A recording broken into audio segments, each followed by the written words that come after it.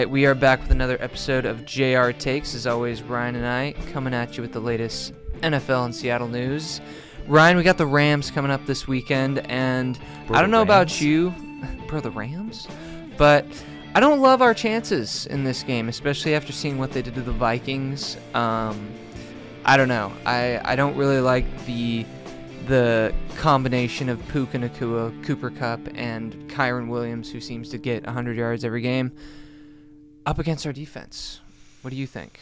You know, I was really hoping DK would make it back for this game, and I just saw like a matter of minutes ago that he's out, and boy, that with Noah Fant being out, didn't even know he was injured, so not sure what happened. Yeah, there. I saw he didn't practice yesterday. Yeah, so both of those guys aren't playing, and those are two of our, better targets in the passing game. Mm-hmm.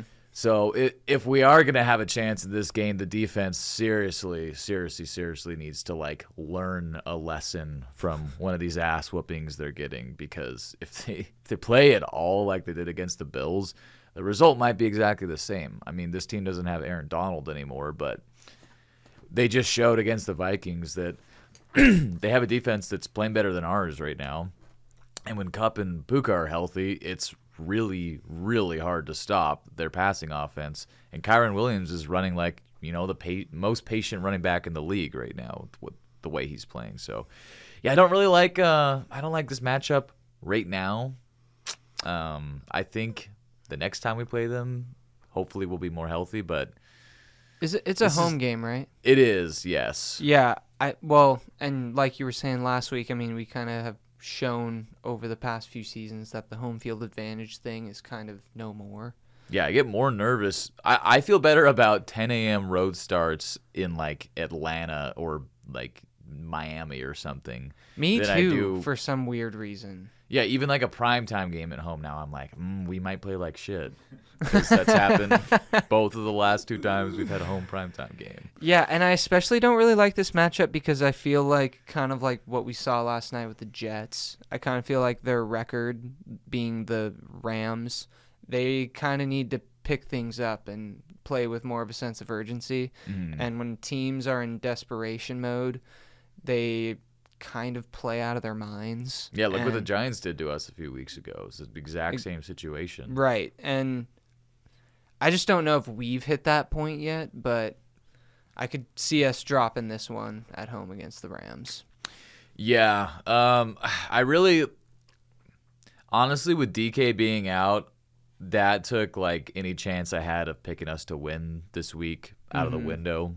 Spoiler alert for our final predictions, but yeah, I don't feel good about this one, man. I think we are still in this dark portion of our season right now, and I think we have the bye week after this game. We do, yes. So I think the time for a change in the right direction on this team is going to come after the bye. That's kind of been how I've been feeling really ever since our defensive line started to go down and we went into this skid of losing 4 of 5 here.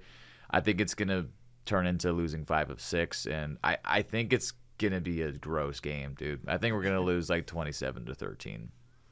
Yeah, I kind of agree with you. I think it's going to be a 10-point plus loss. I just think that Matt Stafford is going to sling the ball around, and it's going to be a show on turf in 2024. I'm not looking forward to it. I hate to be on that side of the prediction chart, but it is what it is, and I mean we haven't been playing well enough for me to say otherwise. Usually there's at least something I can point to when I feel like I'm making a quite optimistic prediction. But as I was saying earlier with the injuries with DK and Noah, who are we kidding? I can't give you any logical reason why we win this game. I hope we're wrong. I hope we get proven wrong, kind of like what happened with Atlanta. I thought that would be a really close game and our defense wouldn't play good, and we kind of blew them out of the water. So you never know. Maybe this team just confuses us even more than they already have this season. They come out and shut out the Rams. I mean, it is the saying any given Sunday is a saying for a reason. Mm-hmm. So who knows? They could come out and the Rams could come out flat, and we could just come out hungry and humble. But Hungry and humble. I don't know if that's going to be what gets us over the top this week, but hey, if it works, then let's be hungry and humble. I don't know. yeah. But anywho, that's pretty much all I have to say about the game. Normally I'd like to talk about it more, but I just want to get this one over with and go to the bye and regroup. Same. To be frank. One guy and team I wanted to brush up on, kind of go around the league since it's been a minute since we've done that, is our boy Russ. He's been playing really well in Pittsburgh and against New York last Sunday. Had a couple plays that should have been the score. It shouldn't have been as close as it was. I agree. And I don't think the score indicated that, because really the Giants kind of had a shot at the end, but really they didn't, because Daniel Jones is their quarterback and they're going to continue to have the worst offense in the league. What is Daniel Jones like 1-16 in prime time now or something like that? Why has he had that many primetime You're games? just in Russell's kitchen, right? It does. That's It weird. looks out of the color scheme. Yeah. So, anyway. It's spicy. Yeah, you look like a miniature person next to Russell. It's like lined up on the... That is odd. But yeah, I think the Steelers they've really found something in this offense, and it's so weird watching Wilson play in the year 2024 for the Steelers, but the playbook and the throws and plays that they're making make me think of like 2014. Well, maybe not 2014 Wilson, but like let's say 2018 Russell Wilson, where they're running the ball a ton. They're getting throws outside the numbers, and he's hitting the moon balls in play action. It's like everything we did for years under Pete Carroll. Arthur Smith clearly watched that and is like, okay, I'm just going to try to find that recipe. And Which is crazy, because he was terrible for Atlanta last year. and didn't know how to like find any skill sets that like Bijan or any of them were good at. He might be one of those guys that's a better coordinator than they are head coach. That's kind of what I think is the deal with Arthur Smith. I mean, look at like a quick detour. Steve Spags on the Chiefs. He's been a phenomenal defensive coordinator everywhere in the league, but when he was the Cardinals head coach, he was horrible. So he might just be one of those guys. But yeah, I mean, they left a lot of meat on the bone with those penalties and the weird, like, how is 1 foot twice not a catch? Granted, it's weird that we've seen that now twice in 2 weeks, and I feel like I've never seen that happen before. What was the other one? Garrett Wilson's catch that they ended up calling a catch because his shin hit last night. His foot tapped twice, just like the Pickens catch. The only difference is he happened to get his shin down in bounds, which makes it count. But yeah, just kind of a weird. Oh, yeah, they're taking a look at it right here. Yeah, this one. I actually. Yeah, seeing this type of catch. Granted, this one is way crazier. That's like a Michael Jordan. It is. It's just like it. But see how his foot hits twice there? But that's not what made it a catch. It's just his shin landing like a millimeter above where his knee is. Like. It looks like he's and then his knees.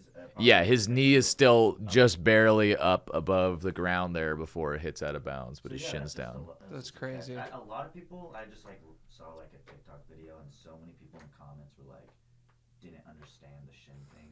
Oh. Just I don't know. Yeah, I mean, I was watching it on mute, and the second I saw his shin, I was like, oh, they're gonna call this a catch. That's crazy. Well, and just real quick, going back to Russ and speaking it. Well, I just remember like a year ago, so many people were like shitting on Russ because that was like the fun. For 2 years straight. Yeah, that was like the popular thing to do, I guess. But I just remember so many people being like, George Pickens is gonna hate this man. Well, fast forward to today, he's like his favorite target. Yeah. So and Pickens is looking better than he's ever looked before because he's got a quarterback that knows how to throw with touch. Yeah. There's so many quarterbacks in this league that just we're spoiled from having watched Russell Wilson for so long, who has like some of the best touch throws ever. But there's guys that only have fastballs out there, and it's way harder to catch those. So that's why you see these guys coming down with these like crazy catches down the sideline. But it's funny, like, if you look at Wilson's passing charts the last 2 games, nothing is over the middle. Like, nothing. It's exactly how, it always was. But, he's so good outside the numbers and deep that if you can get the defense to get out of the cover 2, selling out to stop the deep ball with the run game, then he'll kill you out there because he's still, like, for whatever degree his arm has deteriorated with age, it's not all that much. Like, he can still just flick his wrist 50 yards down there. So. Yeah, it really makes me wonder what the Niner-Seahawk rivalry would look like if we still had Russ, and how, like, Brock Purdy would play against Russ, because we owned them when we had Russ. I know. And they own us since he's been gone. So it's like, I wonder... And he even beat them on the Broncos when he was having his worst season ever. So it's like whatever it is about the 49ers, Wilson's just like, I'm going to win. Yeah. I remember even in 2021 when the 49ers went to the NFC Championship, almost went to the Super Bowl, and we were terrible and went 7-10. He still swept them. That's awesome. Like 2 of our 7 wins were the 49ers that year. That just makes me think of, like, that video of Russ when he's like, I've been thinking a lot about my identity, and I think, like, and then there's just like the box score of whatever team he beat. That meme is hilarious. Yeah, that's like my favorite. Like, when you beat someone in, like, fantasy, and then you put the box score next to it, like Russell Wilson. He's like, I've been thinking a lot about my identity lately. I think everybody has to have an alter ego, right? And I've been thinking about what my alter ego would be, and I think I have an alter ego. His name's Mr. Unlimited. You gotta be unlimited. You gotta have a thought process of being unlimited. Yeah, it's been honestly really nice that development has happened because, I said all offseason that they should start him over Justin Fields, and I feel like nobody was saying that really in the media. So I feel like we're kind of getting proven right, which always feels good. Yeah. But on the second hand, with the Seahawks kind of stabbing me in the ball sack every other week with the way they're playing, it's nice to, like, watch our old guy do well after people shit on him for 2 years, for sure. And it's nice to, like, not hate the Steelers so much with him playing quarterback for them. Honestly, as soon as Roethlisberger left, I was like, the Steelers are whatever. Because I kind of like Mike Tomlin. Yeah. But I have always hated Roethlisberger. Like, I will never get over watching his fat ass be clearly short in the Super Bowl. And that idiot ref was like, ooh. That was a core childhood memory. Yeah, that was an awful Super Bowl. Yeah, the worst, arguably. Yeah. Do you want to just get to our power rankings? Let's do it. Cool. You want to kick this thing off? Yeah. Wait, hold on. Oh, Tyjae Spears out. Great. Yeah, like, one of the most hateable faces of all time. Let's be real. It's awful. All right. I can't look at that anymore. All right. Kicking this off with my number 1 ranked team entering week, was this 8? Week 7? No. I think we're on week 9 now. Week 9, yes. Week 9. I've got the Chiefs, obviously. They're still undefeated. Until they lose, unfortunately, they're just going to stay in my number 1 spot. I don't really want to talk about them too much. So, they're 1 for me, and that's where they're going to stay for now. Yeah, I mean, what else is there to say, really? They're 7-0.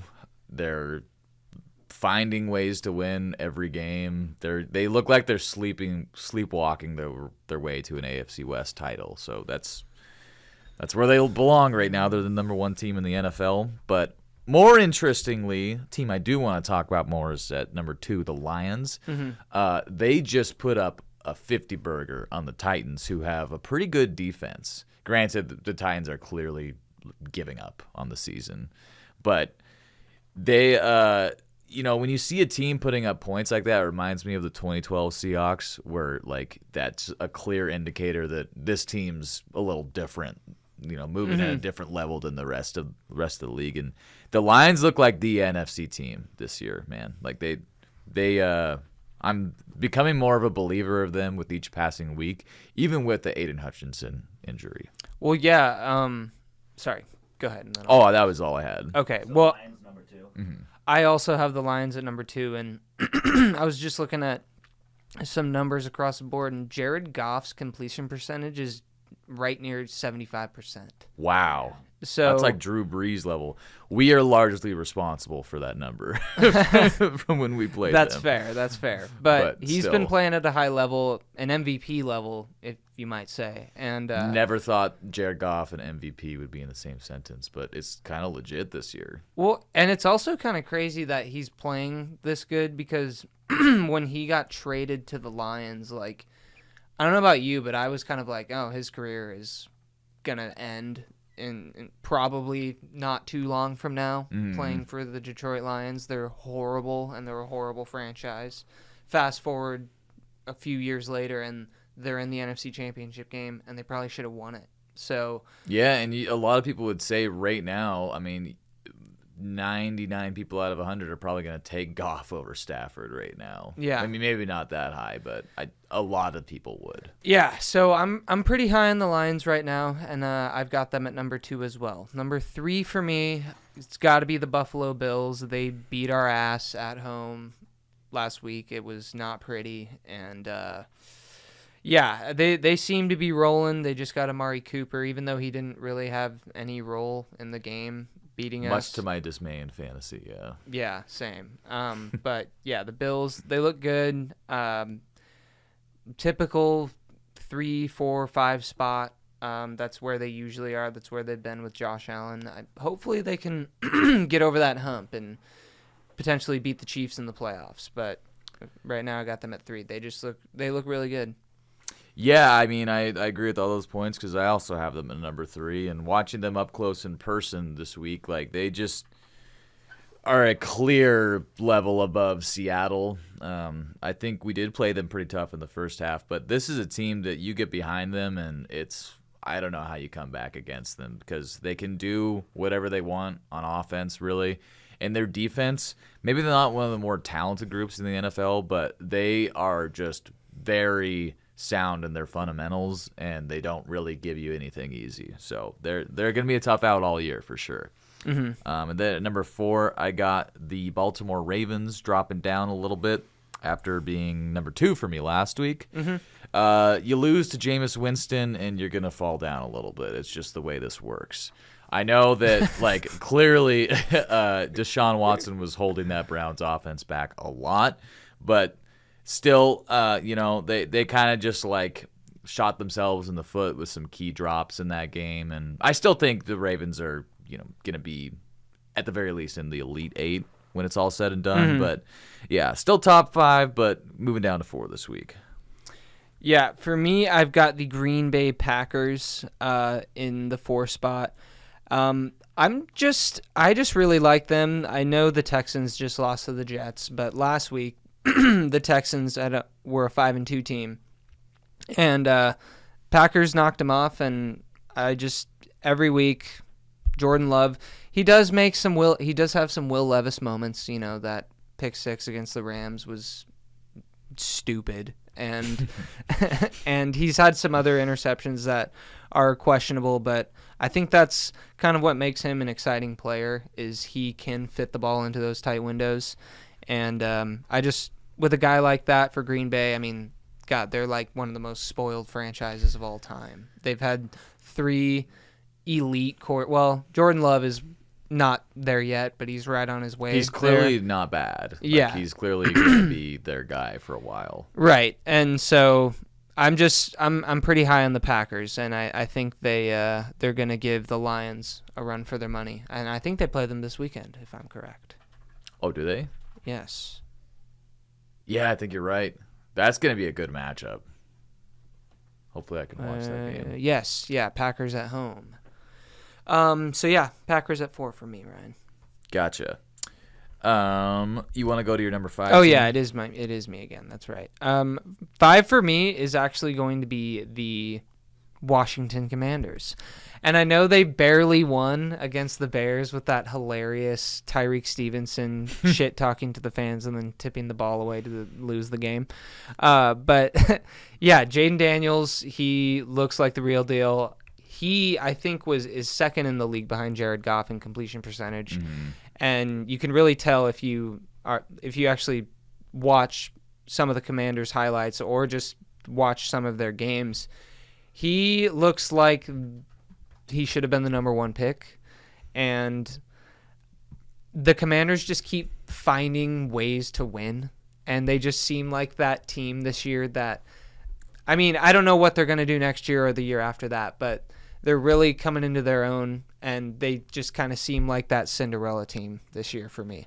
Yeah, I laughed when you brought them up because the Commanders are my juicy top 5 entry here at number 5 as well. So I'm like, damn it, Jonah.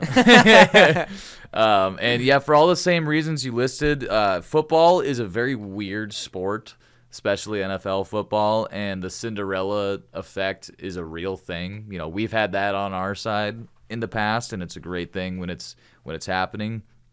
Because I think bottom line is you make a crazy play like that Hail Mary, and guys on that team just start to believe even more, which I know that's kind of like dumb cliche, but it's a real thing. You know, when you're in these close games all the time and you've made insane things happen to win them, then the next time you're in a situation like that, you actually have something to believe in. You know, you're not just like phoning it in. Right. And Jaden Daniels, he's someone I was dead wrong on in the draft process. Like, I thought he was going to be good, but like I didn't get why people were taking him over Drake May, for example. I thought he was a better prospect, but I mean, dude, I'm 2 for 2 back-to-back years and being wrong on who the best quarterbacks are. In fact, I thought Jane Daniels was like 4 of the top 5. Oh, really? Yeah, I forgot about that. Yeah, so I just need to just go against my gut feeling from now on. Yeah, quarterback valuation is hard, man. But after the Commanders at number 6, I have the Vikings. Still think this team is really good, but they've lost 2 games here really fast after being undefeated to start the season. So I think they are still going to be a force to be reckoned with for the rest of the season. But that NFC North is really tough, man. And you could make a case for that whole division being in the top 10. I wouldn't agree with the case, but you could make it. Yeah, right. For me at 6, I've got the Baltimore Ravens. Like you said, you lose to Jameis Winston, you fall down a couple of notches. That's just the way this thing works. But like you also said, these kind of games happen, even to good teams. I mean, we lost 3 games in our Super Bowl year, and they were just. You just can't go perfect. You can't be the 2007 Patriots. I mean, you can because they didn't go perfect either.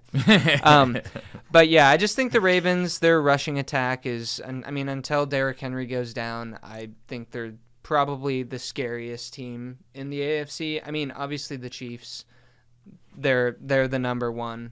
But as far as teams coming after them, I really like the Ravens still, but again, losing to the Browns. The Browns, I think with Jameis Winston under center, they might start to believe because they're kind of like the Jets, where there's too much talent on that team for them to be as bad as they are. Right. Yeah. And with Nick Chubb coming back, like Deshaun he's playing some of the worst quarterback play I've ever seen. And that's a big reason why they were a losing record team. Yeah. But, all right. And then at 7, I've got the Pittsburgh Steelers. They were in my 10 spot last week. I'm moving them up a couple because of the defensive play and complemented by Russ.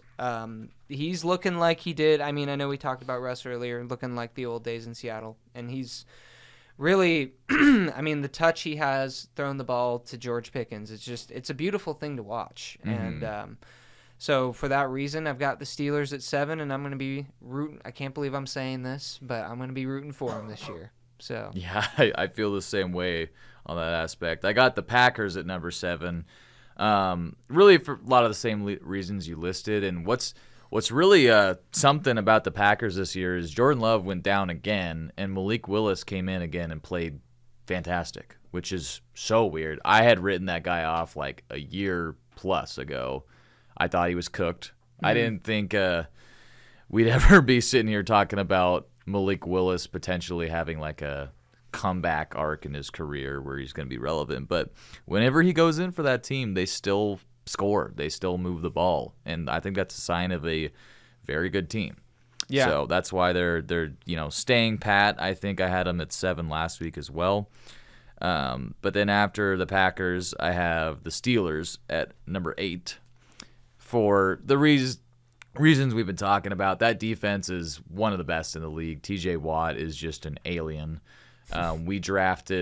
We chose to trade down and take Malik McDowell instead of drafting TJ Watt. I just want you to think about that for a second. Why'd you tell me that? Because I had to be reminded of that mean. this week, and I've been having a hard time sleeping. I didn't know that. That sucks ass. Who did you have at 7? I had the Packers at 7. But the Steelers look like the real deal. They have the hardest schedule remaining, so that's kind of why I have them not higher in this ranking, because I'm kind of factoring in. I think they're gonna have some tough times coming up here, but probably more than likely a playoff team. Oh, okay. So for me at 8, or wait, no.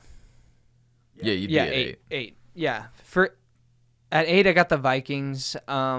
Like you said, I mean, they lost 2 games pretty quick. Kind of reminded me of us. I mean, we started off 3-0, and bam, we're 3-3. And then the Vikings 5-0, and now all of a sudden they're 5-2. And I want to say they play. Let's see, who do they play? They play the Colts. Colts, it's kind of a big game for them too, because they're 4-4. We didn't even talk about it, but they're starting Flacco the rest of the year now. Oh, because of that whole Anthony Richardson. Yeah. What a loser. I think it's. I mean, you just drafted this guy at like number 4 overall, and you're giving up on him after. Well, didn't he bench himself? I heard something like that. He sat out of a play because he was tired. Yeah. I think it was what was the guy's name? Daniel Jeremiah. He said that's when you got to fake like the play is not coming in on time and take a timeout just to save the face on the fact that you're tired. It's just it's more of a state. It's an optics thing. It just doesn't look good. But anyways, as you were saying. Yeah, well, and the Vikings are playing the Colts, and with the Texans losing last night, this all of a sudden becomes a much bigger game for the Colts. And I mean, like we just talked about, they're starting Joe Flacco this week and benching Anthony Richardson, which I think is the move. I mean, their offense just clicks. It looks way more prolific with him under center, and I'm sure his teammates love it too, because they get the ball and aren't, 2 for 15 in the first half with 1 touchdown and 84. That is the most Anthony Richardson stat you'll ever hear. I don't know what he's got to do to get that accuracy down better, because, Josh Allen had accuracy problems when he entered the league, and now he's one of the better quarterbacks in football, period. But it did take time, but he never went 2 for 15 as far as I know. The problem with Anthony Richardson, I think, is when he was coming into the league, I remember hearing how he only had 1 season of college under his belt, and he only had – because he was injured a lot in high school. He didn't play a lot in high school either. So I was like, this is starting to sound a lot like Trey Lance, but he's just bigger and stronger.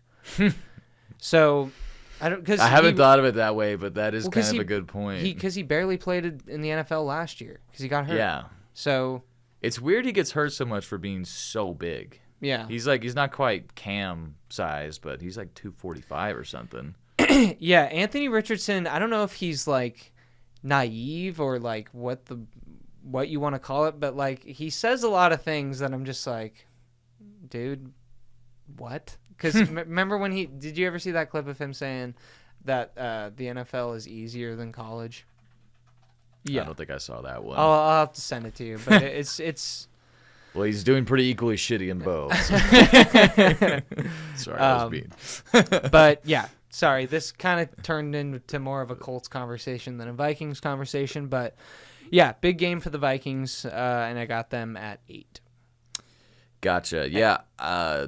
You want to go to number 9? Yeah, and then for 9, I can't believe this, but I got the Eagles at 9. And to be honest, they shocked me. I can't believe they kicked the shit out of the Bengals.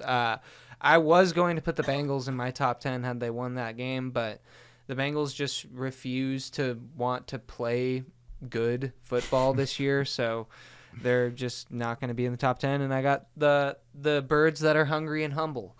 And if they just keep running the ball, I keep saying this over and over again, just keep running the ball, Saquon, and they'll just keep winning games. And I don't know how far that'll take them, but he's looked awesome this year, and I just think they need to keep feeding him. Yeah, I mean, they got one of the best lines in the league, and the less you're putting on Hurts' shoulders, in my opinion, the better. I'm not saying he's bad. I'm just saying, no, I agree. Don't over lean on him. I got the Texans at number 9. I know we just watched them lose to the Jets last night, but I think once Nico Collins comes back, this team is going to be a lot more electric on offense. I mean, he was like literally the best receiver in football while he was healthy this year. So I think it's going to make a big difference when they come back, or when he comes back. But they do tumble down quite a little bit. I think I had them. I guess they only went down one spot from last week. But at number 10, it's funny, our rankings just keep ending up in similar spots. I got the Eagles staying hungry and humble and making their way into the top 10 at the number 10 spot. They just, now that A.J. Brown is back and Devonta Smith is also back, they're just the more complete version of themselves. And when they are complete with Saquon, they're a really tough offense because Hurts can just lay it up and A.J. Brown goes up and attacks it. Devonta Smith gets open really, really early and often. And then when they get into short yardage situations, the prospect of stopping Saquon or Hurts on a run to hold them in less than a yard, these guys, between the two of them, can probably squat like 1,200 pounds. So that's really... I didn't even think about that. Yeah, it's like two of the strongest lower bodies at skill position in this league are in the same backfield. So kind of a good move by the GM of the Eagles to be like, okay, we're losing Jason Kelsey. We'll just replace him with the guy that owns the Penn State squatting record. Yeah. Yeah. So, I mean, the Eagles, I think they got some ground to make up in the NFC overall. Like them and a team like the Lions play, I think the Lions run away with it, but they get the right bracket or schedule, whatever you want to call it.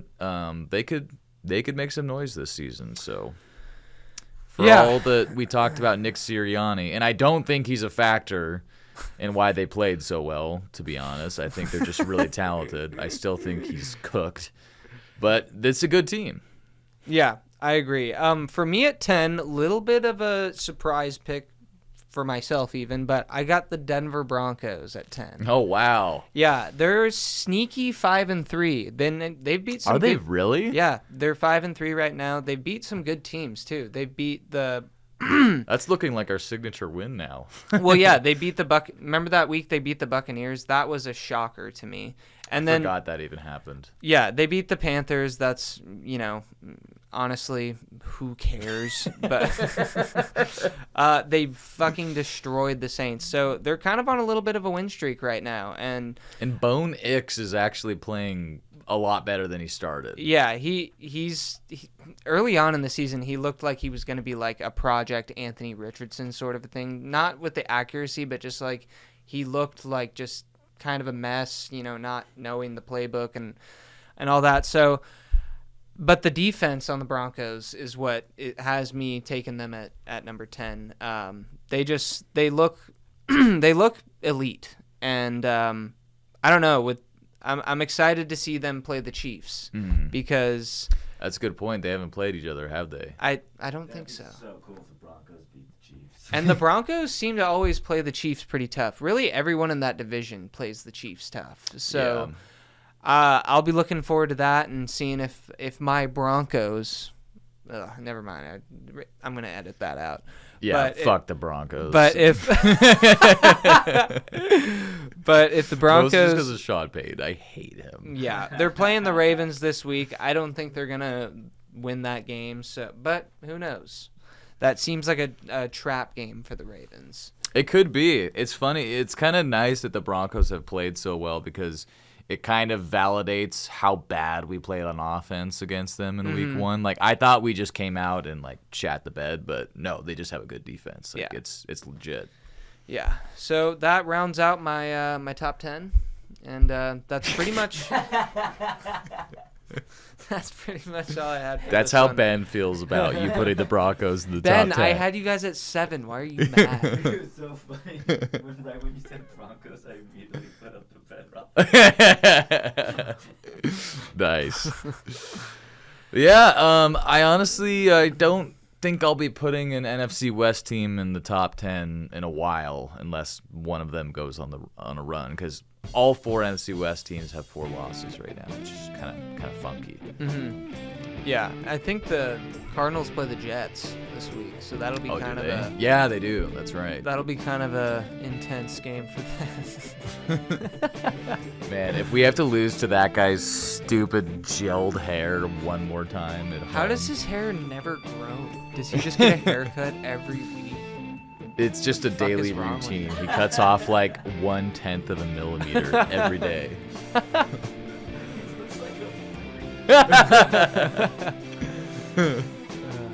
All right. Well, anyways, thanks for stopping by, guys. We'll catch you on the next one. Yep. See you later.